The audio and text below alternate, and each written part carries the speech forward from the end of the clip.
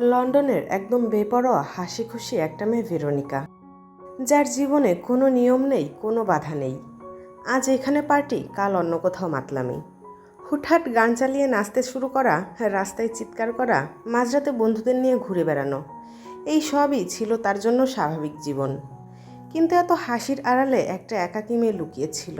ছোটবেলা থেকেই সে ভালোবাসা খুব কম পেয়েছে, তাই মানুষকে হারানোর ভয়টাও তার ভিতরে সবসময় কাজ করত। কিন্তু বাইরে থেকে সে এমন ভাব করত যেন তার জীবনে কোনো কষ্ট নেই। ভেরোনিকা ভাবত জীবন মানেই মজা, কারণ সিরিয়াস হলে মানুষ কষ্ট পায়, আর সেই কারণেই সে ভালোবাসাকে কখনো সিরিয়াসলি নেয়নি। অন্যদিকে মীরা ছিল একদম শান্ত, ভদ্র একটা সংসারী মেয়ে। বিয়ের পর স্বামীর সাথে নতুন জীবন শুরু করার স্বপ্ন নিয়ে সে লন্ডনে আসে। তার চোখে তখন হাজারো স্বপ্ন, নতুন সংসার, নতুন দেশ, নতুন জীবন। কিন্তু লন্ডনে এসেই তার স্বপ্ন ভেঙে যায়। তার স্বামী তাকে স্পষ্ট জানিয়ে দেয় সে এই সংসার করতে পারবে না এবং মীরার সাথেও সে থাকতে পারবে না। আসলে পরিবারকে খুশি করতেই সে এই বিয়েটা করেছিল এবং মীরার পরিবার থেকে দেওয়া টাকাগুলোও তার প্রয়োজন ছিল। আর মীরারও যেহেতু বিদেশে আসার দরকার ছিল, তাই এখন তাদের উদ্দেশ্য সফল হয়ে গেছে। তো এখন আর মীরার সাথে তার কোনো দেনা পাওনা নেই। অল্প সময়ের মধ্যেই মীরা এখানকার স্থায়ী হয়ে যাবে, কিন্তু সে পর্যন্ত মীরা যেন তার স্বামীকে বিরক্ত না করে। বিদেশের শহরে একা হয়ে পড়ে মীরা। না আছে কোনো বন্ধু, না আছে কোনো যাওয়ার জায়গা। তখন একটা পাবলিক ওয়াশরুমে গিয়ে মীরা কান্না করছিল। সে কান্নায় ভেঙে পড়ে। জীবনে প্রথমবার সে বুঝতে পারে মানুষ এক মুহূর্তেই সম্পূর্ণ একা হয়ে যেতে পারে। ঠিক তখনই মীরার জীবনে আসে ভেরোনিকা। ওয়াশরুমে কান্না করতে থাকা মেয়েটিকে দেখে সে থেমে যায়। না চিনেই মীরার পাশে দাঁড়ায়। তারপর তাকে নিজের বাসায় নিয়ে যায়। মীরা প্রথমে খুব অবাক হয়ে যায়, কারণ এমন অচেনা শহরে কেউ এভাবে তাকে সাহায্য করবে সে এটা আশা করেনি। ধীরে ধীরে দুজনের মধ্যেই বন্ধুত্ব তৈরি হয়। আর মীরা যথেষ্ট শিক্ষিত ছিল, তাই মীরাও এখানে চাকরির প্রস্তুতি নিতে থাকে। একদিকে শান্ত লাজুক মীরা, অন্যদিকে পাগলামিতে ভরা ভেরোনিকা। দুজনেই সম্পূর্ণ আলাদা মানুষ হলেও কোথায় গিয়ে তারা একে অন্যের শূন্যতা পূরণ করছিল। ভেরোনিকা মীরাকে হাসানোর চেষ্টা করতে থাকে, আর মীরা ভেরোনিকার এলোমেলো জীবনে একটু শান্তি নিয়ে আসে। এভাবেই তারা খুব কাছের বন্ধু হয়ে যায়। এদিকে গল্পে আসে গৌতম, দিল্লির ধনী পরিবারের স্মার্ট ফ্ল্যাট ছেলে। তার জীবনে সিরিয়াস বলতে কিচ্ছু নেই। আজ এই মেয়ের সাথে ঘুরছে তো কাল আরেকজনের সাথে ফ্লার্ট করছে। লন্ডনে আসার পর তার পরিচয় হয় ভেরোনিকার সাথে। দুজনের লাইফস্টাইল অনেকটা একই রকম ছিল। পার্টি, ড্রিঙ্কস, মজা এসব নিয়েই তাদের সম্পর্ক। কিন্তু তাদের সম্পর্কের সবচেয়ে বড় নিয়ম ছিল নো কমিটমেন্ট। মানে কেউ কাউকে কোনো প্রতিশ্রুতি দিবে না, শুধু তারা একসাথে ভালো সময় কাটাবে। ভেরোনিকা তখনও ভালোবাসাকে সিরিয়াসলি নেয়নি, আর গৌতম তো সম্পর্ক মানেই দায়িত্ব, এটা ভাবতেই পারতো না। তাই দুজনের এই ফানি সম্পর্ক খুব সহজভাবেই চলছিল। গৌতমকে প্রথম থেকেই মীরা পছন্দ করতো না। তার চোখে গৌতম ছিল দায়িত্বহীন ফাজিল একটা ছেলে। সে ভাবতো গৌতম শুধু ভেরোনিকাকে ব্যবহার করছে, ভেরোনিকার সরলতা আর ইমোশন নিয়ে খেলছে। কারণ গৌতম প্রায়ই মেয়েদের নিয়ে মজা করত, গম্ভীর কোনো কথাকেও সে হাসিতে উড়িয়ে দিত। এসব দেখে মীরার খুব বিরক্ত লাগতো। মীরা বারবার ভেরোনিকাকে সাবধান করত, কিন্তু ভেরোনিকা সবসময় তার কথা হেসে উড়িয়ে দিত। তার কাছে সম্পর্ক মানেই ছিল হালকা মজা করা। সে বিশ্বাস করতো না কেউ সত্যি সত্যি তাকে ভালোবাসতে পারে। আর এদিকে গৌতমও মীরাকে খুব সিরিয়াস, বোরিং টাইপের মেয়ে ভাবত। তাই দুজনেই প্রথমের দিকে একে অপরকে পছন্দ করতো না এবং দুজনের মধ্যেই খোঁচাখুচি লেগেই থাকতো। ধীরে ধীরে গৌতমও ভেরোনিকার অ্যাপার্টমেন্টে বেশি সময় কাটাতে শুরু করে। এরপর এক সময় এমন অবস্থা দাঁড়ায় যেন তিনজনই একসাথে একই অ্যাপার্টমেন্টে থাকতে শুরু করে। এ অবস্থায় মীরা কয়েকবার চেষ্টা করে ভেরোনিকার অ্যাপার্টমেন্ট থেকে চলে যাওয়ার জন্য, কিন্তু ভেরোনিকা মীরাকে এতটাই ভালোবেসে ফেলেছে, সে এখন মীরাকে ছাড়া থাকতেই চায় না। ভেরোনিকা ভেবেছিল কয়েকদিন পরে হয়তো গৌতমী তাদের জীবন থেকে চলে যাবে এবং তারা আবার আগের মতো সময় কাটাবে। আর এখান থেকেই শুরু হয় গল্পের সবচেয়ে সুন্দর সময়গুলো। কখনো তিনজন একসাথে রান্না করছে, কখনো সিনেমা দেখছে, কখনো আবার আড্ডা দিচ্ছে। গৌতম আর মীরার ঝগড়াগুলোও ধীরে ধীরে মজার হয়ে যায়। তারা একে অন্যকে খোঁচা দিত, মজা করত। আর ভেরোনিকা এই দুজনকে একসাথে দেখে খুব খুশি হতো, কারণ এই প্রথম সে একটা ফ্যামিলি টাইপ অনুভূতি পাচ্ছিল। ছোটবেলা থেকেই সে আপন মানুষ কখনো পায়নি। তার এই ছোট্ট দুনিয়াটাকেই সে নিজের সব কিছু ভাবতে শুরু করে। একদিন মজা করতে করতে গৌতম তার মামাকে বলে ফেলে তার একটা গার্লফ্রেন্ড আছে এবং সে অনেক সুন্দরী। আর এই খবর শুনে তার মামা খুব উত্তেজিত হয়ে যায়। কারণ গৌতমকে সে কখনো সিরিয়াস হতে দেখেনি। তাই সে ভাবলো এবার হয়তো গৌতম সত্যিই বদলাচ্ছে। কিন্তু সমস্যা হলো মামা এই খবরটা সরাসরি গৌতমের মাকে বলে দেয়। গৌতমের মা অনেকদিন ধরেই চাচ্ছিলেন তার ছেলে একটা ভালো মেয়েকে বিয়ে করে জীবনটা সেটেল করে নিক। তাই খবর শোনা মাত্রই তিনি লন্ডনে যাওয়ার সিদ্ধান্ত নেয় এবং হঠাৎ সারপ্রাইজিংলি সে গৌতমদেরকে দেখতে চলে আসে। গৌতম তখনও বুঝতে পারেনি তার এই ছোট্ট মিথ্যেটাই তার পুরো জীবনটা বদলে দিতে চলেছে। হঠাৎ একদিন গৌতমের মা লন্ডন এসে হাজির। ছেলের প্রেমিকাকে দেখার জন্য তিনি ভীষণ এক্সাইটেড ছিলেন। কিন্তু তখন গৌতমের মাথায় হাত পড়ে যায়, কারণ সে জানতো ভেরোনিকাকে তার মা কখনো মেনে নেবে না, আর তাদের তো বিয়ে করার কোনো প্ল্যানই ছিল না। ঠিক তখনই ভেরোনিকা তার স্বাভাবিক পাগলামি শুরু করে দেয়। উচ্চস্বরে গান, ড্রিঙ্কস, হাফ প্যান্ট পরে বসে থাকা, অদ্ভুত মজা ইত্যাদি ইত্যাদি। সব মিলিয়ে পুরো পরিস্থিতি একদম এলোমেলো হয়ে যায়। গৌতম তখন ভয় পেয়ে হঠাৎ করে মীরাকে নিজের গার্লফ্রেন্ড বলে পরিচয় করিয়ে দেয়। আর ভেরোনিকাও এই বিষয়টাকে একদমই সিরিয়াসলি নেয় না। সে এই সব কিছুতে আরও মজা নিতে শুরু করে। মীরা প্রথমে কিছুটা অবাক আর অপ্রস্তুত হয়ে গেলেও পরিস্থিতি সামলাতে সে চুপ করে থাকে। আর মীরাকে দেখে গৌতমের মা খুব ইমপ্রেস হয়ে যায়। শান্ত ভদ্র সংসারী মীরা তার খুব পছন্দ হয়। আর সেদিন থেকেই গল্পটা পুরো অন্যদিকে মোড় নেয়। এরপর কয়েকদিন তিনজন মিলে গৌতমের মাকে নিয়ে লন্ডনের বিভিন্ন জায়গায় ঘুরতে থাকে। বাইরে থেকে সব কিছু দেখতে একদম পারফেক্ট লাগছিল। গৌতমের মা সবসময় মীরা আর গৌতমকে একসাথে রাখতে চাইতেন, কারণ তিনি তো মীরাকেই নিজের বৌমা ভাবত। এই কারণেই ভেরোনিকা আর গৌতম আগের মতো আর ফ্রি থাকতে পারছিল না। তাদের পার্টি, ফানি ফ্লার্ট সব কিছু কমে যায়, বরং গৌতমকে বাধ্য হয়ে মীরার সাথে বেশি সময় কাটাতে হচ্ছিল। আর এসবের মাঝেই গৌতম বুঝতে শুরু করে মীরার উপস্থিতি তার বেশ ভালো লাগে। আর ভেরোনিকাও দূর থেকে এই পরিবর্তনগুলো চুপচাপ লক্ষ্য করছিল। তখনও সে ব্যাপারটাকে সিরিয়াসলি নেয়নি। একসাথে সময় কাটাতে কাটাতে গৌতম আর মীরার সম্পর্ক ধীরে ধীরে বদলে যেতে থাকে। শুরুতে তারা একে অন্যকে সহ্যই করতে পারতো না।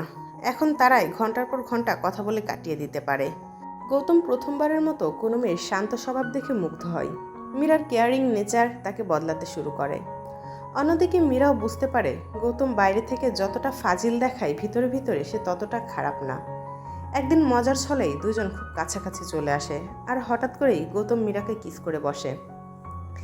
এরপর দুজনে কিছুক্ষণ চুপ হয়ে যায়, কারণ সেই মুহূর্তেই তারা বুঝে যায় এটা আর শুধুমাত্র বন্ধুত্ব নেই, তারা সত্যি সত্যিই একে অন্যকে ভালোবেসে ফেলেছে। এদিকে গৌতমের মা ভেরোনিকার সাথে বন্ধুর মতো আচরণ করতেন। তিনি কখনোই ভেরোনিকাকে খারাপ বলতেন না, বরং খুব শান্তভাবে বোঝাতেন জীবনে একটু স্থির হওয়াও দরকার। ভেরোনিকার জীবনে এই ধরনের কথা বলার মানুষ খুব কম ছিল, তাই গৌতমের মায়ের প্রতি তার আলাদা একটা টান তৈরি হয়।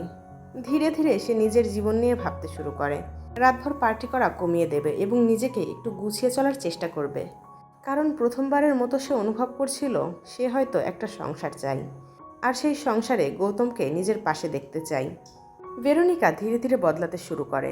আগে সেই বেপরোয়া মেয়েটা এবার সিরিয়াস হয়ে উঠছিল। সে গৌতমের জন্য রান্না করার চেষ্টা করত, মীরার মতো শান্তভাবে থাকার চেষ্টা করত। এমনকি নিজের পোশাক আর আচরণও সে বদলাতে শুরু করে, কারণ সে ভাবছিল হয়তো এভাবে গৌতম তাকে সত্যি সত্যি ভালোবাসবে।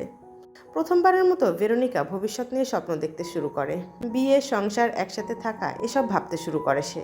আর মীরাও বুঝতে পারছিল ভেরোনিকার ভেতরে বড় একটা পরিবর্তন আসছে। কিন্তু তখনও কেউ বুঝতে পারেনি এই ভালোবাসায় একসময় তিনজনের জীবন ভেঙে দেবে। গৌতমের মা চলে যাবার পরও ভেরোনিকা সেই পরিবর্তন ধরে রাখার চেষ্টা করে। সে বুঝে গিয়েছিল গৌতম আসলে মীরার মতো মেয়েকেই পছন্দ করে, তাই সে নিজেকে বদলাতে শুরু করে। আগের মতো সারাদিন সে আর পার্টি করতো না, বরং বাসায় সময় কাটাতো, সংসারী হওয়ার চেষ্টা করত। মীরা এসব চুপচাপ লক্ষ্য করছিল। সে বুঝতে পারছিল ভেরোনিকা এবার সত্যিই সিরিয়াস, কিন্তু একই সাথে মীরা এটাও বুঝতে পারছিল সে নিজেও গৌতমকে ভালোবেসে ফেলেছে। আর এখানেই তো শুরু হয় আসল সমস্যা। একদিন গৌতম আর নিজের অনুভূতি লুকোতে পারে না। সে সরাসরি ভেরোনিকাকে জানিয়ে দেয় সে এখন মীরাকে ভালোবাসে। কথাটা শুনে ভেরোনিকা কিছুক্ষণ একদম চুপ হয়ে যায়, কারণ সে কখনো ভাবেনি যে ছেলেটাকে নিয়ে সে নিজের ভবিষ্যৎ ভাবতে শুরু করেছে সে অন্য কাউকে ভালোবেসে ফেলবে। তবুও ভেরোনিকা নিজেকে সামলানোর চেষ্টা করে এবং হাসি মুখে সে ব্যাপারটা মেনে নেওয়ার অভিনয় করে, কারণ সে গৌতমকে হারাতে চায়নি, এমনকি বন্ধু হিসেবেও না।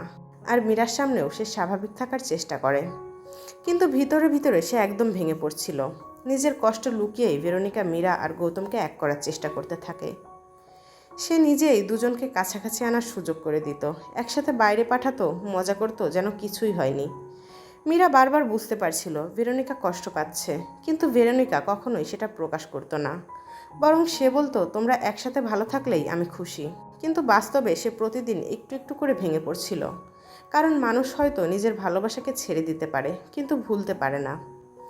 ধীরে ধীরে ভেরোনিকা নিজেকে আর সামলাতে পারছিল না। রাতের পর রাত সে মাতাল হয়ে থাকতো, একা বসে কাঁদতো এবং গৌরবকে মিস করত। যে মেয়েটা সবসময় সবাইকে হাসাতো, সে এবার নিজেও কান্না লুকাতে পারছিল না। একদিন মাতাল অবস্থায় সে গৌরবের কাছে নিজের ভালোবাসা ভিক্ষা চায়। সে বারবার বলছিল সে গৌরবের সাথে থাকতে চায়, গৌরব যেন তাকে ছেড়ে না দেয়, গৌরব যেন তাকে নিজের সাথে রাখে। এমনকি ভেরোনিকা মীরার কাছেও অনুরোধ করে গৌতমকে তার কাছে ফিরিয়ে দেওয়ার জন্য। এই দৃশ্য মীরার কাছেও খুব খারাপ লাগে, কারণ সে বুঝে যায় ভেরোনিকা এবার সত্যি অনেক সিরিয়াস এবং মন থেকে সে গৌরবকে অনেক ভালোবেসে ফেলেছে। এভাবে ভেরোনিকা হয়তো আর কাউকে কখনো ভালোবাসতে পারবে না। শেষ পর্যন্ত মীরা সিদ্ধান্ত নেয় সে এই সম্পর্কের মাঝখানে আর থাকবে না, কারণ সে বন্ধুত্ব নষ্ট করতে চায়নি। তার চরম বিপদে ভেরোনিকা তাকে অনেক সাহায্য করেছে। তাই একদিন চুপচাপ ভেরোনিকার বাসা ছেড়ে মীরা চলে আসে। মীরা জানতো সে থাকলে ভেরোনিকা আরও কষ্ট পাবে। অন্যদিকে মীরা চলে গেছে এই কথা শুনে গৌতমও রেগে যায়। সে ভাবে ভেরোনিকা ইচ্ছে করে সব নষ্ট করেছে। রাগ করে সেও বাসা ছেড়ে চলে যায়। আর এক মুহূর্তে ভেরোনিকা হারিয়ে ফেলে নিজের সব কিছু, নিজের সবচাইতে কাছের দুজন মানুষকে, যাদেরকে এতদিন ভেরোনিকা নিজের পরিবার ভেবেছিল। তারা এখন ভেরোনিকার চিন্তা না করে নিজেদের মতো চলে গেল। ছোটবেলা থেকেই ভেরোনিকা ভালোবাসা খুব কম পেয়েছিল, তাই মানুষ হারানোর ভয়টা তার ভিতরে সবসময় ছিল। আর এবার সেই ভয়টাই সত্যি হয়ে গেল। মীরা নেই, গৌতমও নেই। পুরো ফ্ল্যাটটা আবার ফাঁকা হয়ে যায়। ভেরোনিকা বাইরে থেকে হাসার চেষ্টা করলেও ভিতরে ভিতরে একদম শেষ হয়ে যাচ্ছিল।